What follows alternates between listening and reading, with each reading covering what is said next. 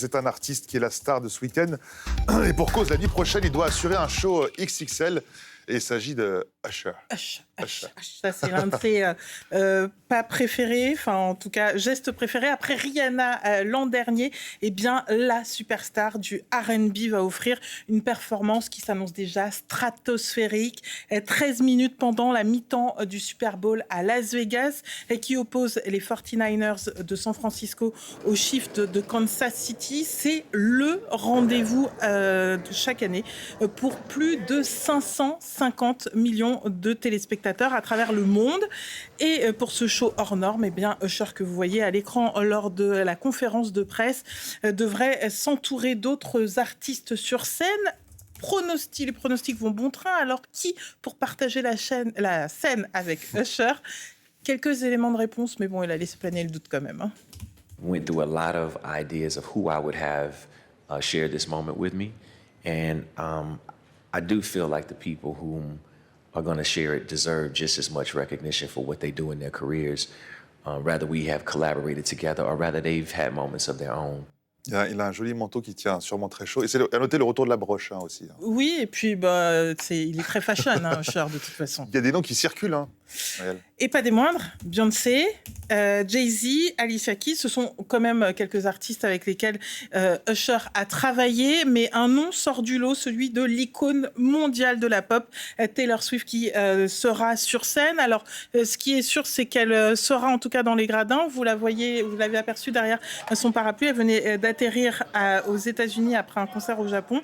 Elle viendra pour encourager évidemment son petit ami et joueur des Kansas City Chiefs, Travis Kelce, mais Usher sera vraiment la superstar de cette mi-temps, à l'exemple de ses prédécesseurs Michael Jackson, Madonna, Prince, les Rolling Stones ou encore The Weeknd. Et si Usher n'est pas payé pour cette prestation, c'est normal parce que les retombées économiques sont juste stratosphériques. Par exemple, après leur passage sur scène en 2020, Jennifer Lopez et Shakira ont vu les ventes de leur album prendre un bond juste sensationnel, 893%.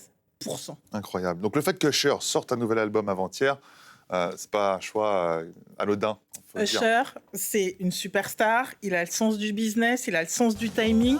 En sortant son nouvel album 48 heures avant le Super Bowl, vous pensez bien qu'il espère des retombées. Il nous invite en tout cas chez lui, Coming Home, un retour aux sources pour ce 8e opus composé de 20 chansons tout de même. Et de nombreux artistes ont collaboré à cet album, de la méga star comme Her, 21 Savage ou encore Burna Boy. Et franchement, l'album il est bon. J'ai écouté tous les morceaux, 20 morceaux.